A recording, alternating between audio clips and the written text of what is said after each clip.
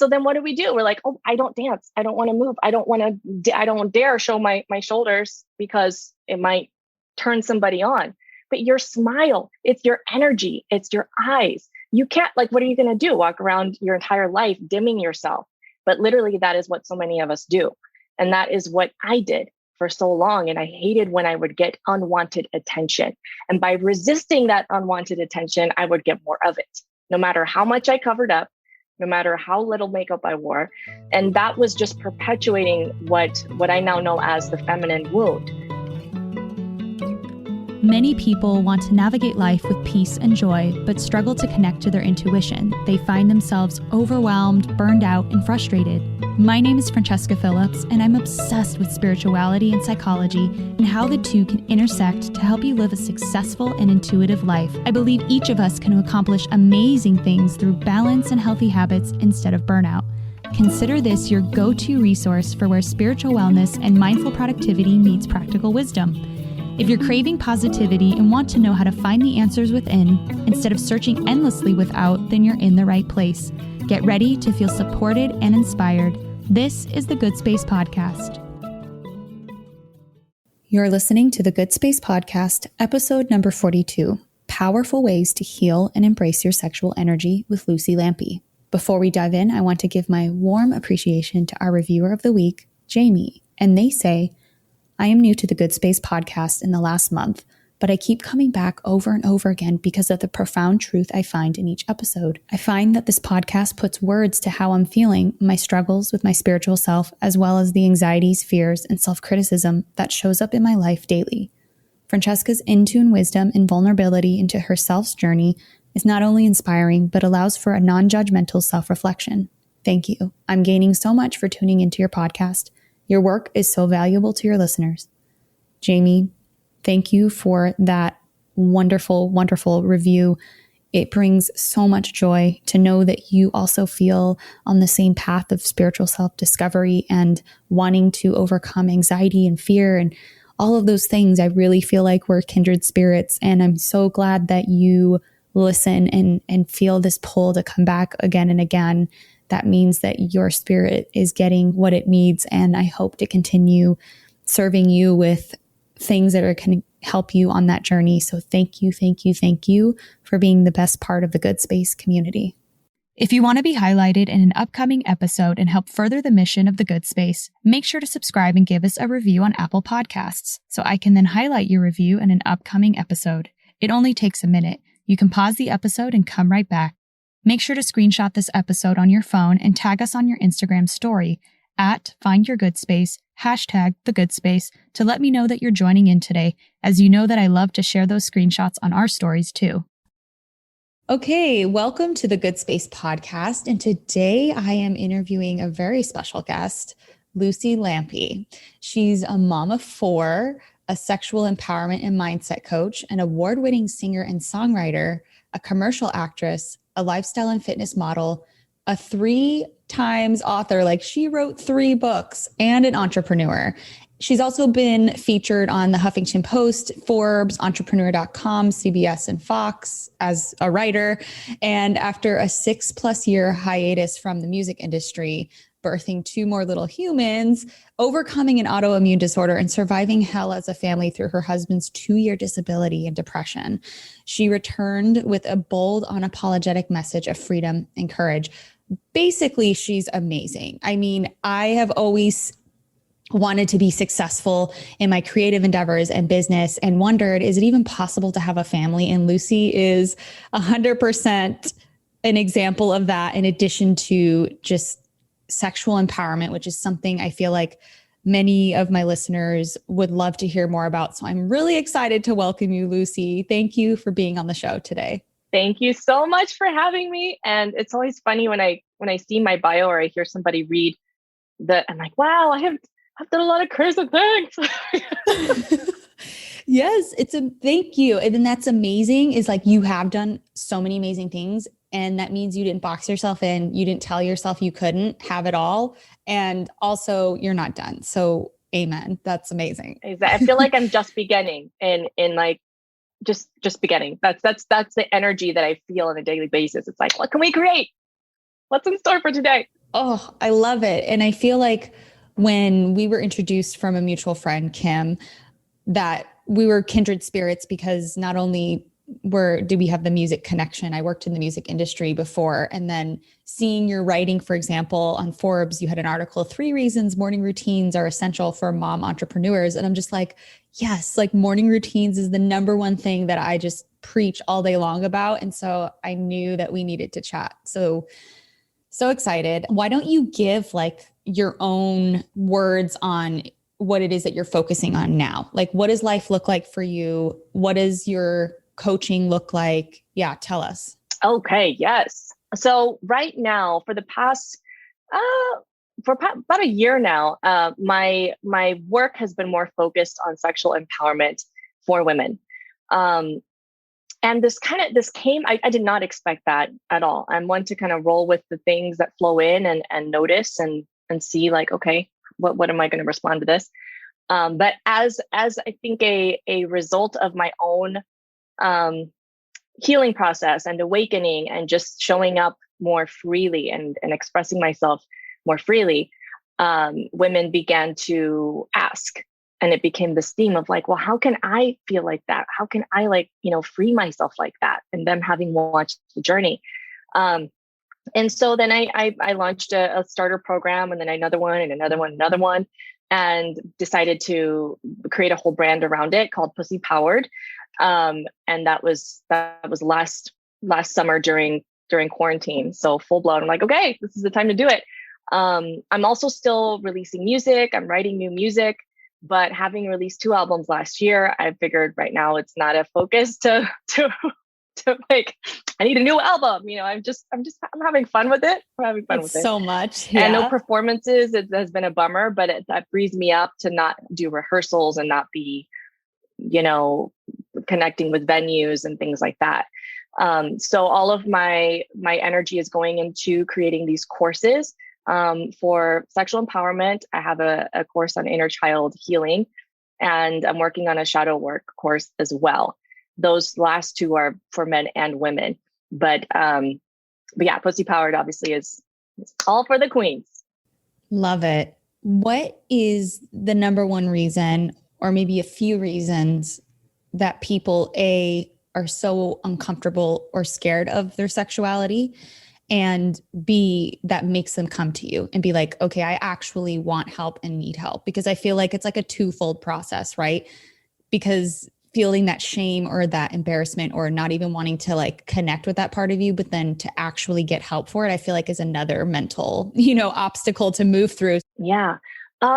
So from what I've noticed, there are these different, I mean, we know from a marketing standpoint that it takes like 7 to 11 touch points, whether that's email or social media or ads on social media, combination of all the above. But to really connect with someone's current pain that they maybe don't even realize that they have. I think that's the first thing. And a lot of that comes from simply noticing that there's another possibility. Like what we're surrounded with it's normal to us, right? So then when we see something different, like, oh, you can, this is more of a radical example that's normal to me now, you can go to the nude beach and be completely comfortable with your body in front of complete strangers, and everybody's just accepting of their own bodies, and it's really cool. And it's not weird, and it feels like home. You feel at home in your body. So there's this new possibility that you see somebody else living out, and you're like, okay, maybe I want that. Maybe I want that. And then you hear about the impact that it's had on that person to do that kind of healing and to have that kind of freedom. And for me, the biggest impact has been, well, definitely on my marriage, on my self-confidence, on my creativity, and on my playfulness as a mother, like how I show up as a mom. It's everything. My inspiration around business, how much more everything flows instead of feeling like I have to force this, I have to do this thing, I have to make this call. Like it's becomes more natural. So when people see that playing out in real life, in real time, that kind of like it turns something on, and they become curious. But then as they continue hearing about it, I think this is really where the consistency is so important, to show up consistently. and to keep sharing, this is what I get to experience now. This is where I was then. And this is a little bit of the path. And I'm not done yet. Also knowing that I have not arrived, that we never arrive. We continue to expand and learn and become. I don't know if that really answers what your question, but that's what I've noticed. Yeah. So basically, it's not that people are actively seeking to find a way to heal that part of themselves. It's just that they maybe come across this potential or this opportunity and they're like, wait a second, I can actually get help for this. And then it kind of snowballs from there. That's really interesting. Yes. And then mostly. Okay. Mostly. Not always. Okay. Fair enough. And so it's really interesting to me because on a spiritual level, I know that in order to feel whole and aligned, you have to embrace all parts of you. Like you don't just say, oh, I'm going to resist fear and I never want it in my life. You have to learn to live with it there and still like move forward. And not saying that sexual energy is a bad thing at all, but I feel like a lot of people think of it that way, especially me being raised in Catholic upbringing. And I know you were also raised in a religious upbringing. So it can really create a stigma and like a shame to it. And so I love that you said it helped me become a better mother. It helped me to just like embrace life fully, to have a better relationship. So how does sexual energy and embracing that part of you, why do you think it serves all those other parts of your life? Oh, I mean, it's literally the energy that we come from. It's creative energy, life force energy is sexual energy. It's like if you tried to extract something from your DNA, that is just literally a part of you and you cannot. So you just spend your life resisting it and shaming it and disowning it and pretending that it doesn't matter. And then hating the fact that so much of it revolves around, sex permeates in media and mainstream. There's a reason for that. There's so much, it's human nature. I mean, it's quite fundamentally human nature, but because we don't get the full picture, partially because, a lot of it because of society and taboos and things like that, and generational traumas and generational things that we just perpetuate. We don't talk about sex. We don't talk about desire. We don't talk about fantasies. We don't talk about attraction, all of that stuff. We don't talk about how sexuality is spirituality. So these concepts are so foreign to people that, of course, it's like, oh, well, this is too sexual. Don't be too sexual. Don't be too sexy. Don't tempt somebody. I'm sure that sounds familiar to you as well. Oh, yeah. Yeah. Don't make your brother stumble. So then what do? We're like, oh, I don't dance. I don't want to move. I don't dare show my shoulders because it might turn somebody on. But your smile, it's your energy. It's your eyes. You can't, what are you going to do? Walk around your entire life dimming yourself. But literally that is what so many of us do. And that is what I did for so long. And I hated when I would get unwanted attention. And by resisting that unwanted attention, I would get more of it, no matter how much I covered up, no matter how little makeup I wore. And that was just perpetuating what I now know as the feminine wound, which is disowning all these aspects of myself that are beautiful, that are meant to be expressed and integrated. Because otherwise what happens is those aspects subtly control our behavior, our resentments, unforgiveness, the tension in our relationships, blocks of energy in our businesses. It affects everything. So the simplest way to think of it is like I said at the beginning of this long response, that sexual energy is life force energy. And when I began to connect with that as I'm a very visual person. I like to visualize things and energy flowing in and colors and expanding and all of that. I walk my ladies through a lot of visualizations like that. When I began to be able to feel pleasure in my body without the guilt, without that heaviness of like, oh, this is bad. I shouldn't be, I shouldn't be doing this, or am I going to hell for this? When you begin to uncover the layers of stories and beliefs that you have around your sexuality, then you can use that energy to empower every single area of your life. And it's so powerful. I dare say that it is the most powerful energy that we can express and embody. And so many of us, we pretend that it's not there because we don't know we don't know how to work with it. Yeah, that's beautiful. And I want to try to unpack the layers of what you were saying, because I think it's so powerful. I feel like we could have multiple conversations on this, but let's say someone listening does have a weird relationship with sexual empowerment or energy, whether it's religious or like other things. And I totally relate to what you said about feeling like you have to kind of make yourself small and enclosed because you don't want to track that energy. But so if someone is struggling with it and they're like, oh, that sounds great. Like, how do you unpack or start to heal the warped definition you have of sexual empowerment? And what is the line? Because I'm sure even if you've learned to accept and heal, there's still like a line that's like, okay, am I perverting the sacredness of the sexual energy, or am I actually embracing it and empowering it? So like, and how you keep it pure. So I think a lot of it has to do with actually not worrying about whether you're keeping it pure or not. It's really a lot about noticing, just noticing things for what they are. And actually something that I love to talk about more in depth, but that could be a whole conversation of its own, are dark sexual fantasies, because we all have them, whether they are kind of pushed aside and we're like, nope, I don't do. I mean, I had my first weird fantasy. The only way that I felt safe to even think about it was in cartoon form, like long time ago. And I remember the first time I told my husband about it, he was laughing and I was laughing. I'm like, I can't believe that this turned me on. But that was the safest thing that my unconscious mind could associate or express that. So it's not about getting rid of, just like with anything else, any aspect of ourselves, our selfishness, our greed, our, what else? Our neediness, anything that we're like, oh, that's bad. Getting to a place where you can observe it without judging it, without labeling it. This is bad or wrong or perverted. You just see like, okay, this is what it is. For whatever reason, this turns me on, for example, and I feel ashamed about it.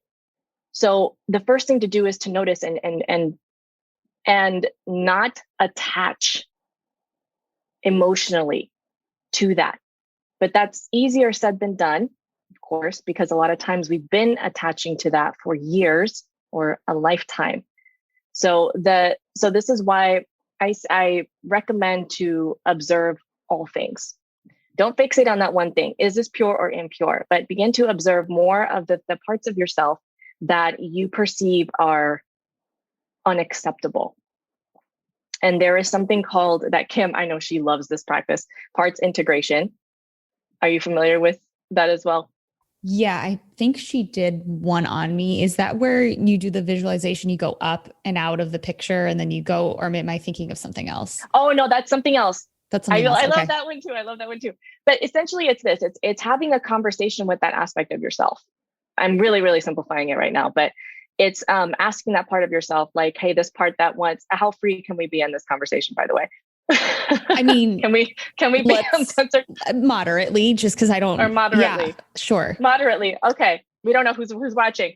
So I'm not going to be specific then. Let's say that there is a particular fantasy that turns you on and you're like, oh, but this is perverted. I don't, like that's like slutty people do that. Right. So you envision yourself having a conversation with your inner slut. This is literally something that we do in our work, in PSSY PWRD. And you just get to know her. You're like, what is it that you need? Like, what is it that you want from me? All aspects of ourselves, what they really, really need from us is our acceptance and our love. And acceptance doesn't mean you get to drive the vehicle in my life. It means that you literally are what you are. And I'm not out to get you. I'm not out to change you. I want to embrace you and learn from you. And we are one. Like that part of you is not going away. You're not trying to kill or remove that part. What you resist will persist. And that part will fight stronger to express and get its needs met. So yeah, so that's one practice that I love to do and recommend, and that we do in the programs, um, is to just check in with that part of yourself, or even you notice that part popping up. That's like, I have more needs today. I hate being needy. Like, why am I so needy? Why am I not independent and take care of all my own needs, including sexual needs? And this is a big one in relationships. This is a big one, a big theme in our 14 years of marriage.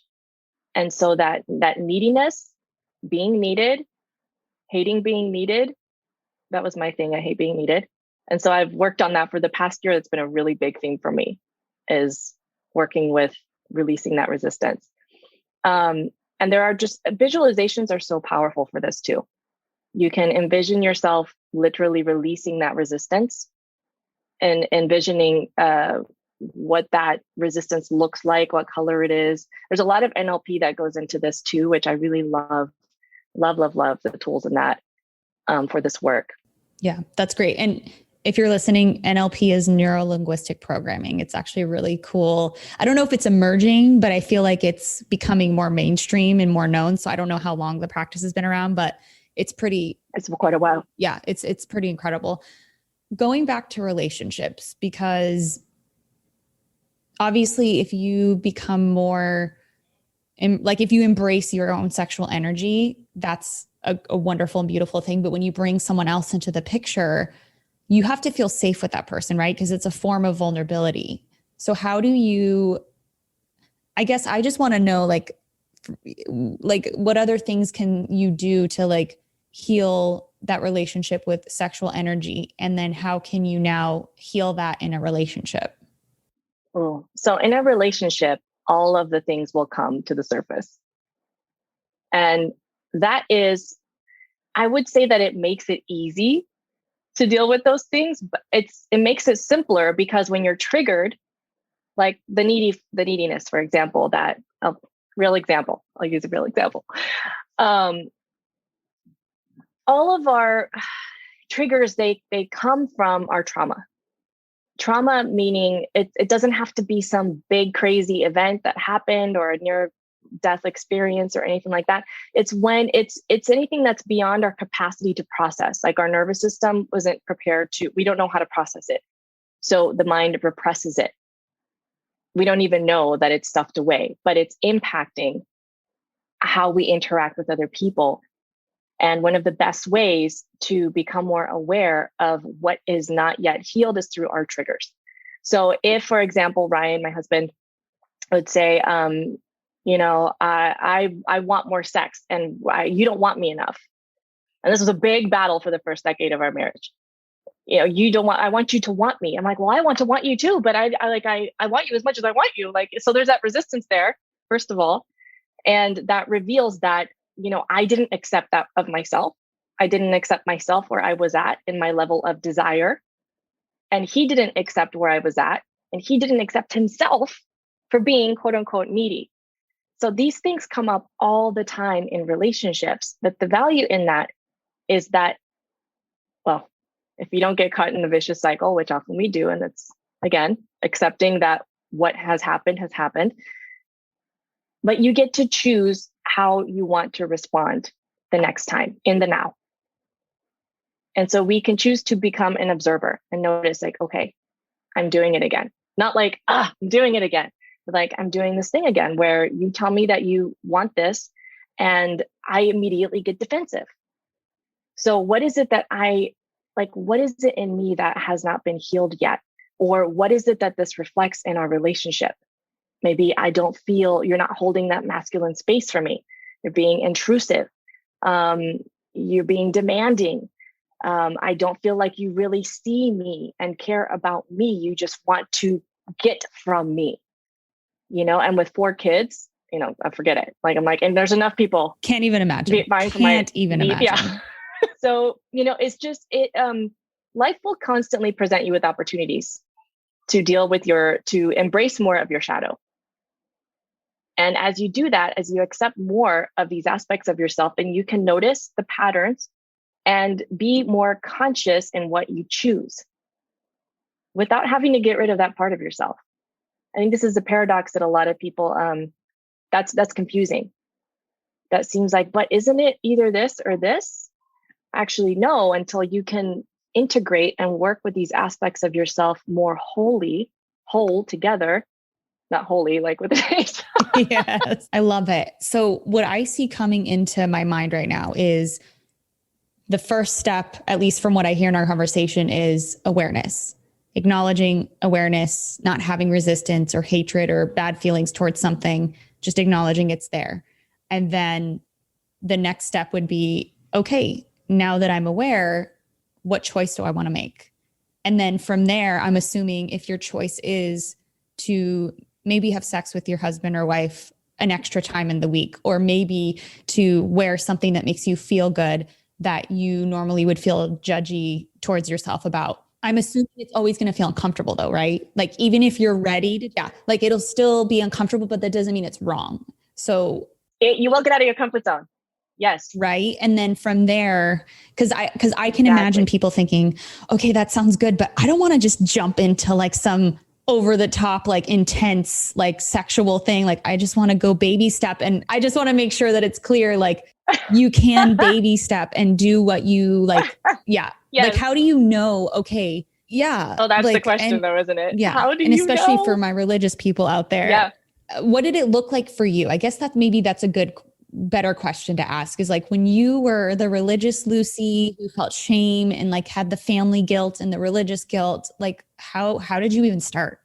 Oh my gosh. Actually, one of the big things that helped me to open up, this was several years ago as we were beginning to unravel our own insecurities really deeply. And that's when Ryan's, a couple of years of disability and depression, happened. And basically everything that we thought was like together in life fell apart. And we were left with all these pieces and we're like, wow, what is even real? Like what do we do with this? And one of the things that helped us stay connected was actually beginning to share more vulnerably about our fantasies. And I don't even remember why we decided to start talking about it. There's this book called Arousal by Dr. Michael J. Bader that we eventually picked up. And that helped us to continue the conversation. We're a very psychological and scientific approach to fantasies and like the whole, childhood, family of origin, early imprinting memories and things like that. But vulnerability. And the thing with vulnerability, it's not just like, wow, I'm having a really crappy day. I'm just struggling today. It's like, I share something with you that you could reject me for. Even asking for sex, asking to have sex with your spouse can be extremely vulnerable, especially if you've been rejected over and over again. And so that was one thing that really helped. And that definitely got me out of my comfort zone even more than it got him, but it definitely got him out of his comfort zone too. So having those conversations too, or even just simply sharing like, what, and I'm talking about specifically in the context of a relationship, but you can also do this with yourself, writing out what are 10 beliefs, 20 beliefs, 50 beliefs. You want to go deeper and deeper, that I have about sexuality, that I have about femininity, that I have about what a relationship should look like, that I have about sex specifically, and then, and again, noticing, because this is bringing awareness to what beliefs are there. The most direct answer that I could give to how do you know is you follow your heart, you follow your intuition. But when that gets tricky is where with all of the layers of societal and religious conditioning that are covering up our connection, that are blocking that connection with our intuition. But there's always, even if you have the most covered up, with all of this external stuff, there's always even just a glimmer of that connection, of that inner being that knows what that next thing is for you. It will involve getting out of your comfort zone, and it might be a little bit messy and stir some things up, but your intuition will know, your heart will know. It's great. And it reminds me of when you said in the beginning that it's also creative energy. And I was just thinking about the times that I started writing a book that I knew I needed to write. And like the energy I felt afterwards, I was so just like elated and happy. And like, I can kind of see now what you mean, that they're the same energy, just a different way of getting that energy. And so, Yeah, it's a different expression. yeah, a different expression. Exactly. And so when we're talking about sexual energy, I just want to hit home for the person listening as well, as this is not just about like the sex, like you said earlier, that you see on TV or the perversion of it. This is like your actual creative, divine inheritance and energy. And so I want to hear from you. What does sexual empowerment look like? And what does it mean? Just like if someone were to ask you and you just said, okay, this is what it means, or this is what it looks like, I think that would be helpful too. Okay. Yeah. And that's a great point that you just hit on right before you asked, as how the sexual energy can be expressed in different forms, right? So one of the ways that our sexual energy can be channeled is by transmuting it. So, and especially for the men, what's interesting is that the more orgasms women have, we build more of our sexual energy. That tends to be the effect. But with men, they like shoot it out and they kind of lose some of that chi, that life force energy. But for any of the male listeners, perhaps you might want to check out something called Sexual Kung Fu. This guy Jonathan does incredible work with men, helping them to become, amazing lovers, and also channel more of their sexual energy into what they want to create in their lives. Because this is much more about having that turned on feeling in your life. Not like, I want to go, just have sex all the time. It's not that at all. Some people have great sex drives. Yes. And that's a big distinction. Very powerful. I love that. Being turned on about life. I love that. Sorry, I just had to say that again because it's like. Yes, but that feeling. When you wake up and you're excited and you're like, yes, let's do this, as opposed to obligation and duty. And it's like the most opposite energy of being turned on. I mean, it's like thinking at the end of the day when your husband's like, do you want to do it? And you're like, like the scene in Knocked Up. She's like, I'm just a little constipated. What a bummer. But you also want to be honest about where you're at, because this is another aspect of that. When it comes to sex specifically, I do want to say this real quick. It's so important to be honest above all, above everything. Like, this is not about being performative or being turned on all the time. It's not about being feeling desirous at all times. As women in particular, we have these hormonal fluctuations throughout the month, and they do impact our desire, our physiology, the position of our cervix, like all these things. And it's human reproductive, it's biology. Okay. But what you can do is practice. The more you practice feeling turned on by life, and again, following your intuition, following your heart, doing those things that your inner being is like, this, it will stretch you. It will get you out of your comfort zone. This is who you want to become. Let's go there.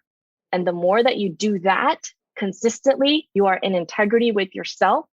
You build more trust with yourself, and you can more honestly communicate with your partner. You know what? Like, right, today was a great day. I'm just not feeling really sexually turned on. So instead, being honest about where you're at, because this has also gotten me in a tough spot so many times as a recovering people pleaser and fawner, because that was the way I dealt with my trauma, was fawning. Let me give you what you want. Also, by the way, a really subtle way of manipulation, another story. But instead being emotionally honest and vulnerable and saying, you know what, like, I don't feel like having sex right now, but I want to connect with you. I want to be with you. I care about you. It's not that like, oh, we're not doing it, so now I'm just going to sleep and forget you. You don't matter to me. It's okay. How can we, let's just like hold each other for a little bit. Let's do some eye gazing. Let's do some like just a little bit of dancing, whatever your thing is, and just see where it goes. That just in relieving the pressure, removing the pressure and the expectation. There is also something to be said about making certain commitments to, how you're saying, like when you decide I'm going to wear that sexy thing, or let's do like an extra time this week. The most powerful shifts in your way of thinking and being come from your continued commitments, especially to yourself. I'm going to get up and journal about XYZ. I'm going to get up and I'm going to do some energy flow. I'm going to get up every day and I'm going to move my body and let myself feel good. And it's those simple things that add up to everything. Wow. It's incredible. I feel like you really took us places just that last couple minutes. And I really appreciate your insights on that. And it's really, I'm always amazed at how God, universe, to me, they're the same thing, how having joy and pleasure and, like you said, being turned on by life is the way that God and the universe operates. Like it's kind of funny. The more stressed and constricted you are, the less like access you have to that power. And they're like, no, we want you to focus on what you're supposed to focus on. And then we reward you with this energetic flow. And it just amazes me. And so I love that. Basically, focus on even just creatively what you're being called to do. If it's to write a book, if it's to do like other things, because if you get in a relaxed, aligned, and you're being what did you say? Like in integrity with yourself? Yes. In integrity with yourself, you're following your inner guidance. Yep. And then it's easier to feel aligned and flow in the sexual part of you. So it's almost like start with a thing that, at least that's what I'm taking from it is like, yes. It's amazing. And you explore little things at a time. And again, for us, that was just opening up about our sexual fantasies. For other people, it can be simply and I've seen this work many times, sitting down with your partner or spouse and talking about, okay, what is it that you really want from sex? Because sometimes two partners want very different things. One is, they want to get to the goal. One is like, I want to take my time and I just want you to be present with me. Ironically, I was the one who was more goal oriented and he was the one who wanted to just take his time. So the more that I've learned to practice melting into the pleasure in every form of pleasure, the better everything is working out. I love that. Practice melting into the pleasure. Do you have any tips on that? Or is it just more of the same, like be aware, be present, or is there any other tips on doing that? What can help a lot, unless you have a really hard time visualizing. And what can help a lot is to envision, again, just that this pure loving energy flowing through. And absolutely awareness. Yes, because you can be aware of where in your body are you holding tension. And when it comes to sexual pleasure, and the reason I love applying all of this to sexual pleasures, because like you said, when we operate with more pleasure and ease, this is what how we were supposed to feel, but we have the contrast and it helps us to get more clear on what it is that we want. And then we go back in that direction. I don't believe we're meant to stay in the contrast. So you can notice that that's where you're at, accept it, breathe through it. And this is why I am a big advocate of regular self-pleasure sessions, because it's not about the goal. It's not about reaching orgasm or any particular kind of orgasm, because that's another trap that the ladies will be like, but I want a cervical orgasm. Oh my God, I can't do it. Like, well, it's not like the external ones. You've got to really melt into it and breathe into it. And it's like a wave from the inside out. And you cannot force it. I mean, that's the theme of life. No forcing. You can do that, but you're shutting yourself off from so much more pleasure and bliss and ecstasy in your life that we are all capable of. And actually, it's practicing being in that state of pleasure that helps release resistance to manifest other things, and also helps us to practice being at this higher vibration. And the more that we practice something, the better we get at it, the more natural it becomes. My default emotional state for so long was extreme agitation, just feeling anxious, feeling like I have so much to do, I don't have enough time. Yelling at the kids when our older kids were little, impatience, blaming, waiting for my life to perfectly line up before I gave myself permission to enjoy it and find pleasure. So these are practice things. And again, like for a very specific example with the self-pleasure practice, it's more about exploring and letting yourself be where you are and releasing resistance. There is a practice called vaginal de-armoring because the things are, like very tight and chronically tight. And then you're blocking off your connection to your pleasure, quite literally. There's all this tension, you've got to relax and ease into it. So there's a practice where you work with the tension, with certain things that we use. I love using smooth glass dildos for this, and that helps to, melt away that pressure and slowly, slowly, slowly open up. And that's so much like life. The more we release that resistance and that tension and remind ourselves that it's safe to let go. We've been used to this resistance and the struggle for so long, it's become familiar. And our unconscious mind and our ego is like, let's stay there because at least we know how hard it's going to be. But to step outside of that is definitely out of our comfort zone, and it can be really scary. And this is why sometimes we don't want to make that shift until where we're at is so horrible and painful and frustrating that we say, I'm going to go for it because that can't be worse than this, And that's really what happened to me during Ryan's couple years of his disability and depression in life. And that led to a lot of shadow work. It led to a lot of beliefs exploration in my own sexuality. And I don't know that I directly answered your question about what is sexual empowerment now that I say that.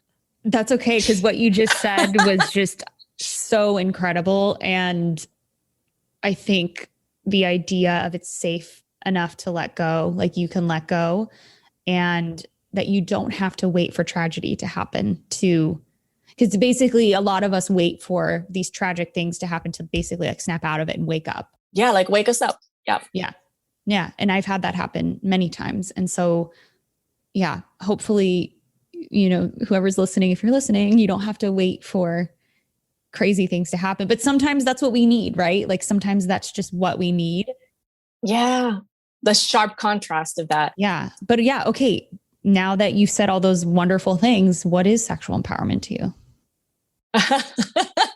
So for me, it's taking all of these things that we have disowned and repressed and rejected and felt shame about within our sexuality and our femininity.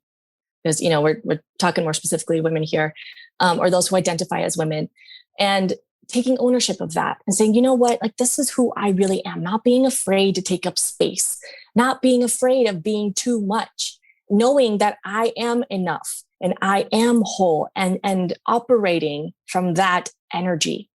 And so what's ironic about this is that I was so afraid all my adolescent and adult life up to the point that I stopped, doing this, so afraid to attract unwanted attention, like I mentioned earlier. What's ironic is that when I began to express myself just sexually more freely, being more, wearing less clothes in my social media, things like that, sharing this message of sexuality and empowerment, I stopped attracting as many of those kind of people. It was the opposite of what I thought. At the very beginning, when I was trying to figure it out for a short period, it was like, oh, this is weird. This is messy. These people are like, what's going on? What is she doing? And it was just confusing. But then once it was, again, consistency. Oh, okay. This is for real. This is not just a phase. It's not just something that I'm trying to put everybody else through. It's like, this is who I'm becoming. This is my commitment to myself. And I'm in the process of the unfolding. So it's at full ownership.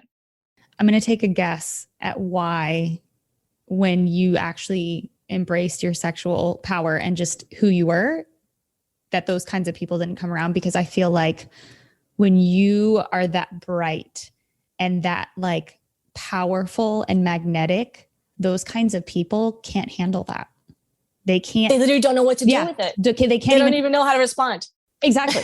Because I feel like I had the same exact experience. Like when in my early 20s, I started feeling way better in my skin, and I would wear things that made me feel awesome. And I recognized the same thing. Yes. Yes. Especially men. If they couldn't be at my level, they would just not even try. And then it's like, my husband comes along and he totally embraced and loved who I was at that level, and who I still am, but it's a whole different ballgame. And I think too that when you embrace your sexuality, that doesn't mean you have to wear less clothes. That doesn't mean you have to you know what I mean? It's just whatever makes you feel good will help radiate that energy out into the world, and you won't feel shame or try to dim it. You just are. And the people who love that and can handle that, and at least, or maybe they're on that same energetic level, they're the ones that come into your life. And that's all you want, right? You don't want to attract anything low. Right. And the like attracts like. So what you're putting out, you're also receiving back.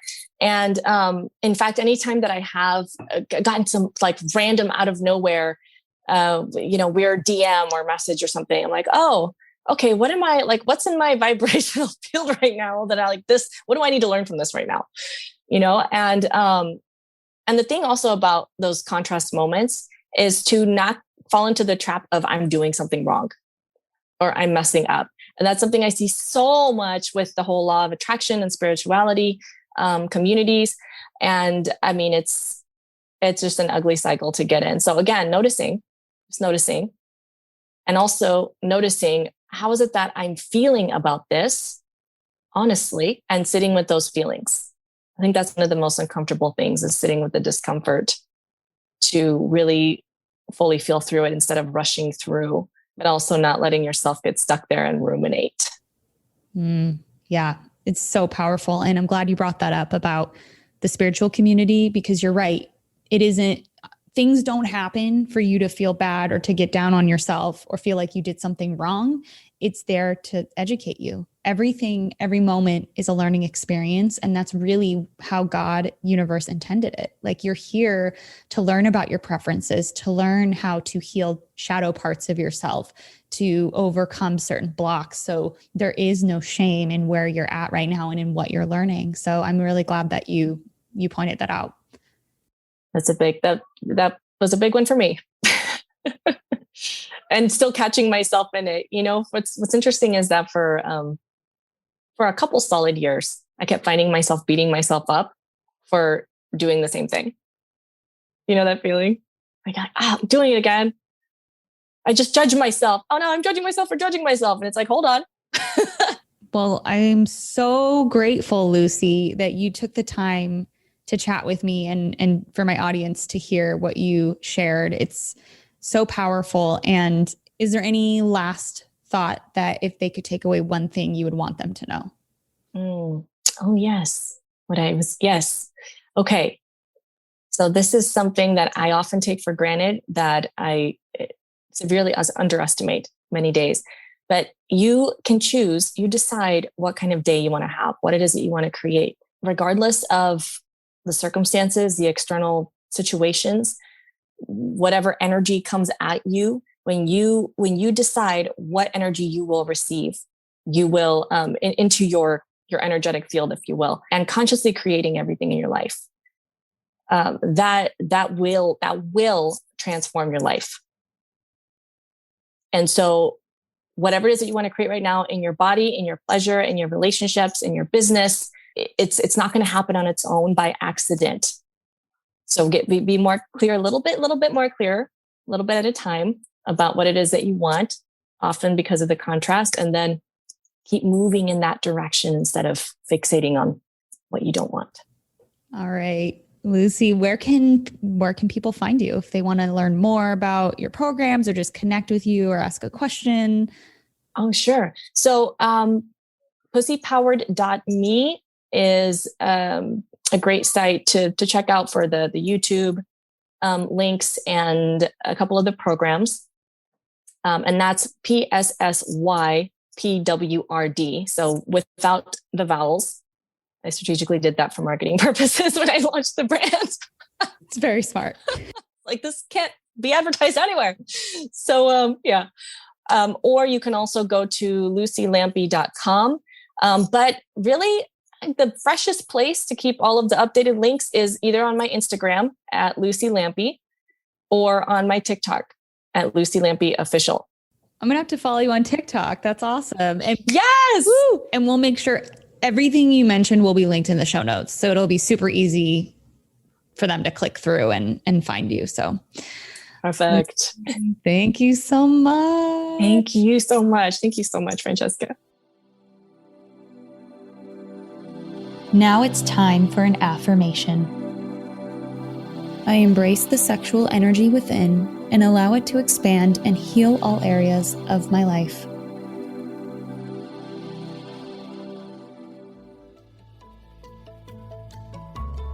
If you found today's tips inspiring or thought-provoking, share it right now on social media and make sure to tag me at Francesca A. Phillips or at Find Your Good Space, and also weigh in the comment section at findyourgoodspace.com. You can find links in the show notes. And if you have a spiritual or mindfulness problem that you want me to unpack on an upcoming The Good Space episode, or an awesome manifesting story you want to share, give my podcast phone line a ring right now at 917-719-0867. Also, don't forget to download my free morning routine guide. It's what helps me reduce my anxiety, increase productivity, and so much more. The link to everything I mentioned is in the show notes. See you soon.